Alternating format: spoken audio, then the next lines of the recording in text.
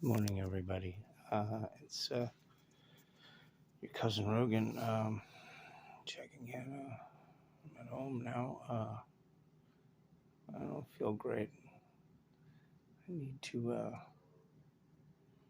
clean myself up a little and go to the store and get some groceries. Uh,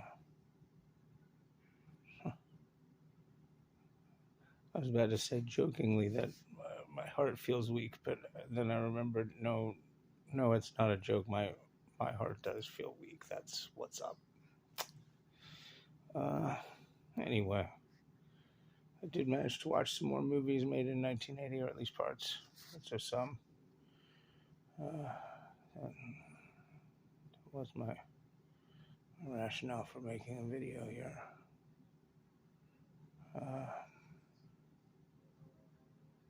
I want to talk about different things. I just yeah. I don't I feel a little bit like I'm Bela Lugosi walking up his own front walk for the last time, picking a flower for footage shot without sound. Ed Wood running camera himself, or maybe I'm one of those radicals in Orwell's 1984, hanging out at the cafe after breaking down and confessing to everything. Give you a little window to sit around, drinking coffee, playing chess, relaxing.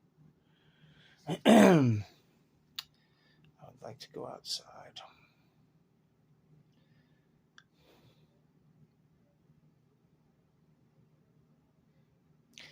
I have a couple of friends here, really good friends, as it turns out.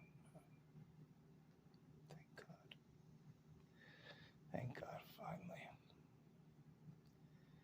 I'm somewhere safe.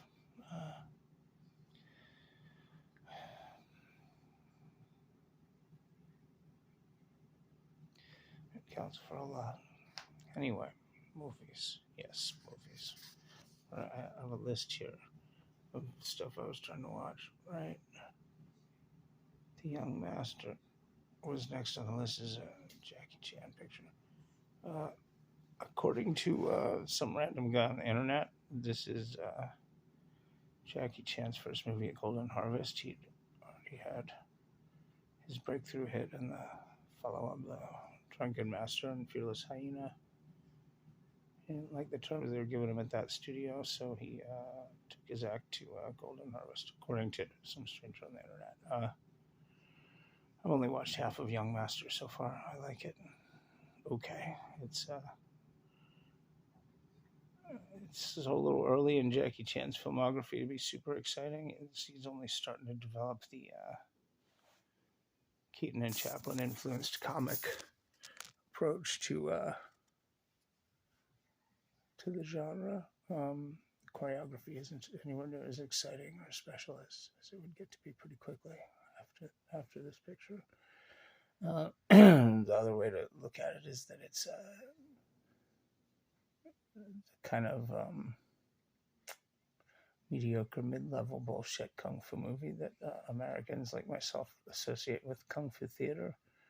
I guess by like myself I mean fucking old Americans, because it's been maybe 20 years now that you can see these Hong Kong classics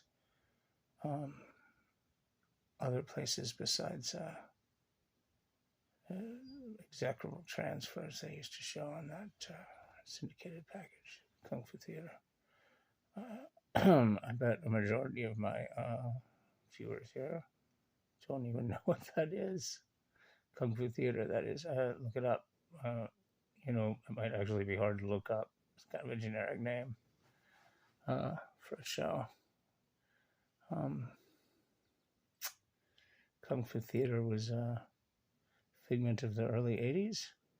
They showed it's a syndicated package that showed second and third string Hong Kong action movies. The Chinese equivalent of low-budget westerns, endless and interchangeable. Usually, well, not usually, always terrible transfers. So you couldn't see half of the action. You couldn't see how nice the cinematography usually was on those movies. Really bad dubbing. I watched it some when I was a kid. I'm a lot more into these movies now that I can see them. Something like properly. I mean, The Young Master, this Jackie Chan picture I watched half of earlier, it's subtitled, and the subtitles make sense. It's transferred in this really crisp-looking transfer. The aspect ratio, presumably right, it's all the way out to scope width. Like, I don't know what the aspect ratio is, but it's fucking wide. It's nice. It's pretty funny. Jackie Chan's always good, of course, even in the early stuff where he hasn't really broken out and away from the pack yet.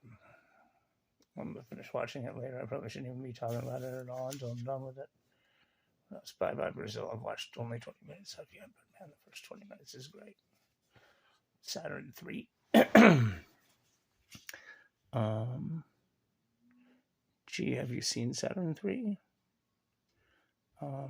That's an interesting movie. I think I'll leave that to discuss when I'm done watching it. I just already feel a little exhausted by talking about Young Master. And the next thing on my list was, I believe, a Yugoslavian picture called The Secret Life of Nikola Tesla. Has a little bit of penetration, a little bit of a presence here in the United States. Well, I've worked at video stores where you could rent it, though no one ever did. Orson Welles is in it, I presume, speaking not English.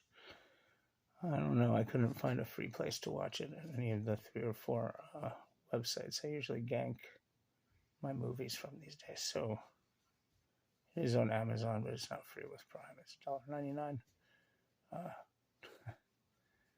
I don't have any money. I don't have $1.99.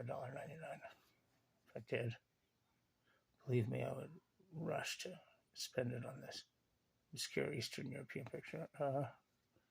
So I can let you know that it's dull. I don't know if it's dull. Might be really exciting. It doesn't look like it from a distance, but you never know. Orson Welles is in it. Dude had taste in project. And then Spatters, Dutch picture, early Paul Verhoeven movie, early Rutger Hauer movie about dirt bike racers and their women. Sort of a fairly typical youth dramedy with nudity and sex. Is the Dutch equivalent of something like Porky's, I guess. It's probably, I don't know, it's nowhere near as dumb and silly as Porky's. It's kind of a realistic, it's a very realistic movie, actually. I've seen it before. I've watched it all the way through in the past. I found it really dull this morning. Jan de Bont's not shooting it, so there's that. It does have Rutger Hauer in it. I only watched half an hour of it. I found it boring.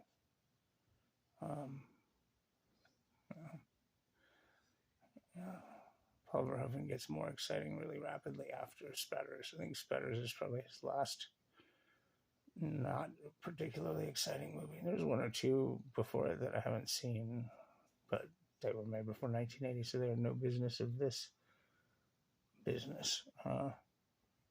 There's Forbidden Zone, a couple of pictures down the list, and I've already talked about Forbidden Zone in another video. What I said there still holds true. If you don't see Forbidden Zone, God won't love you. It's no lie. It's not a joke. Watched most of The Great Rock and Roll Swindle.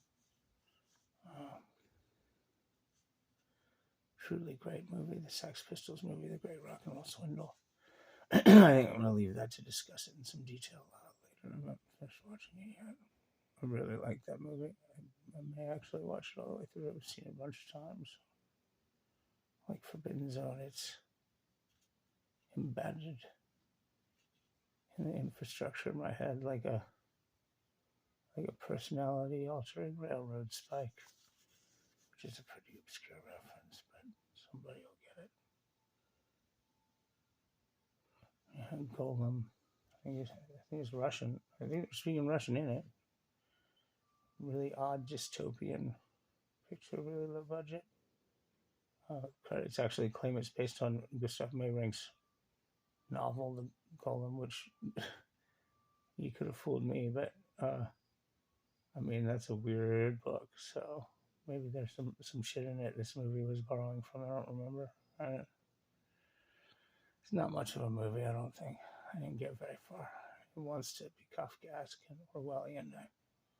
I don't know. Maybe it gets successful eventually. I didn't think much of the first half hour of it. The posters look cool. I've been wanting to see it for a while. I got a thing for golems, so I will try to watch all the Golem movies. Just one more on my list.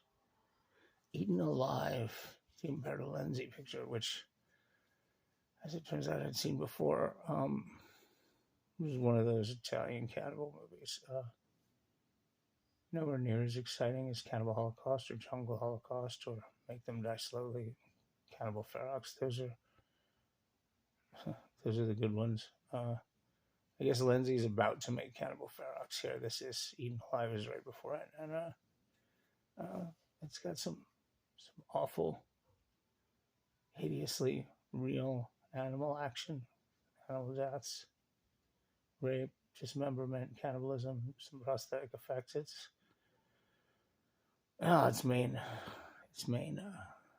flaw is that it's just takes forever to get started. It's like very little happens for the first 45 or 50 minutes. Once it gets going, there's like a Jim Jones compound in the jungle, and they're hacking each other up and eating each other, raping each other, and killing lizards, feeding snakes to lizards, feeding birds to the snakes, feeding mongooses and snakes to each other. It's once it gets going, it's pretty good. Honestly, if you're going to watch this movie, Eaten Alive, ! This Umberto Lenzi picture, I recommend reading a summary of the whole movie online and then just starting at 40 minutes in, maybe even 45 minutes in. You're going to miss hardly anything. You might miss the mongoose if you started that deep in. The last 50 minutes is pretty action-packed, pretty fun, if this kind of hideousness is your idea of fun.